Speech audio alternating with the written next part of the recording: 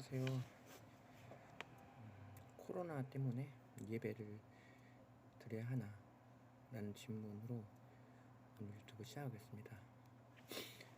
네, 여러분, 코로나로 인해서 많은 어려움을 겪고 있습니다. 특히 교회에서는 많은 화상 예배로 대체를 하고 있고, 그리고 또 심지어는 정부에서 예배 감시를 하고 있습니다. 그것이 분명히 코로나 당연히 예방한 정책이므로는 당연히 뜻을 하겠지만, 그러나 예전들 문헌이나 사례를 보면은 이것은 당연히 예배를 드려야 합니다. 특히 예전에 특히 이 로마가 예전 시대 특히 사도 바울 시대가 끝나고 로마 시대가 나와서 사도들이랑 예수님의 제자 다음 제자 12 제자들이 사도가 되면 되는 모습들입니다. 사도 바울과 베드로와 또 12 제자들이 한 명씩 다들 이제 선교사로 헌신하게 됩니다. 사도행전 1장이나 2장 정도에는 너의 권능을 받고 세력의 권능을 이뤄줬던 것까지 전하리라 말하여 있었는데요. 이제 사도 바울이 터키 지방을 로마까지 하고 나머지 분들이 이제 유럽과 또 많은 것들, 특히 또 배를 건너서 우리나라에도 뭐 도마가 왔다는 설이 있고 또 여러 설이 있습니다. 그건 제껴두고 그 다음에 이유가 이제 로마가 네로 황제가 엄청나게 교회를 핍박합니다.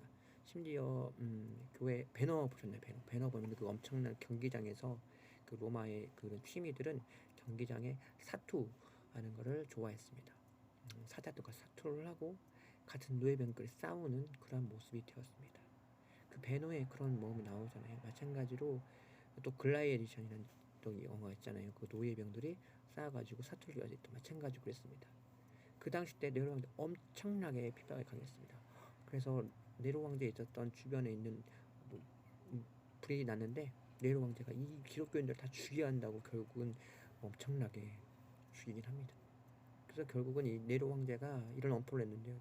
주변에 기독교인들 다 잡아버리고 불태워 죽이라고 말합니다. 그래서 그 그리스도인들이 어디 있었냐면 땅굴에서 이 쿰란 공로 제육이 있었는데 쿰란 공로 땅굴에서 예배 생활, 공동체 생활을 하게 됩니다. 갈 데가 없었거든요.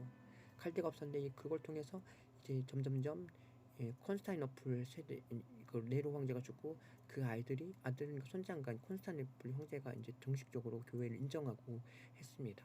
그러나 어떻게 됐나요? 동로마 소로마가 분열이 되고 게르만족으로 해서 완전히 사라지게 됩니다.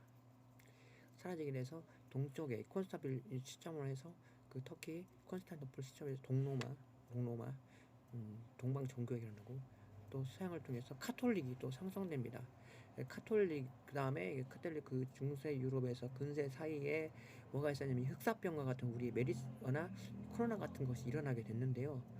10장 이후였죠. 10장 정도 이후에 엄청나게 모든 사람이 죽게 됩니다. 특히 어떤 책을 보겠냐면 패스트라는 책에 나오거든요. 패스트 책에 나오면 엄청나게 사람이 죽어갑니다. 그런데 결국은 그 패스트가 이제 벗어나서 결국은 꽃을 피우게 되는데 그게 바로 르네상스 시대입니다. 르네상스는 사람이 이상으로 하는 세대가 됩니다.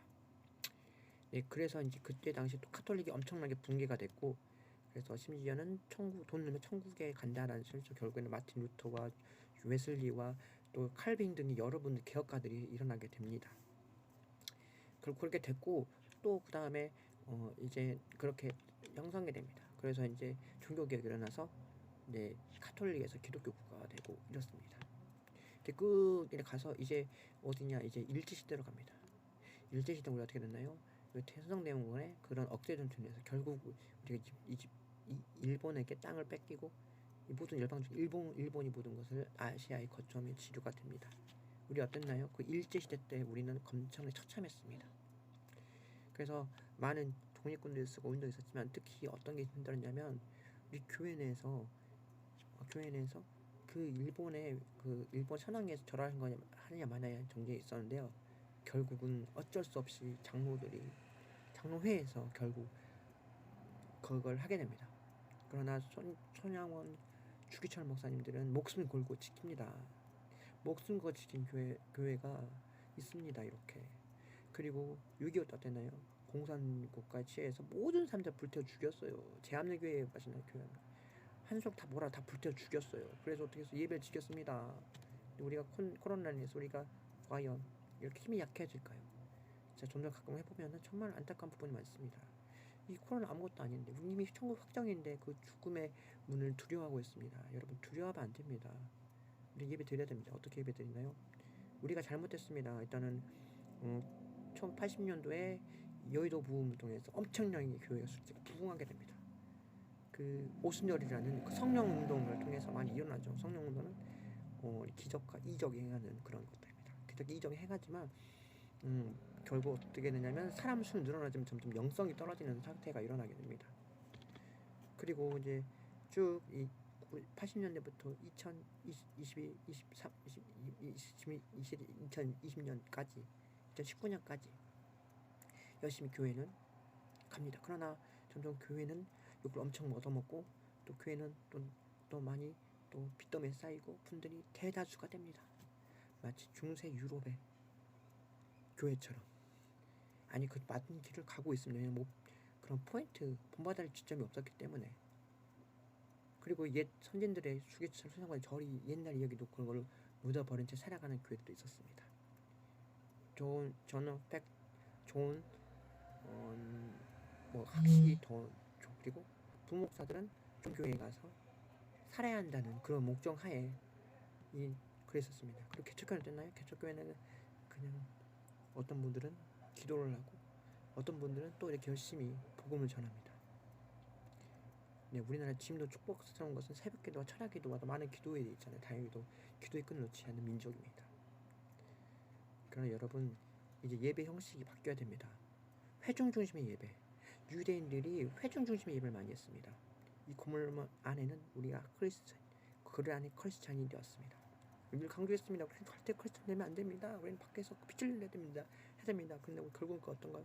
영향력은 사람, 가장 부가 많은 사람, 가장 성공한 사람이 크리스찬의 일부가 되었습니다.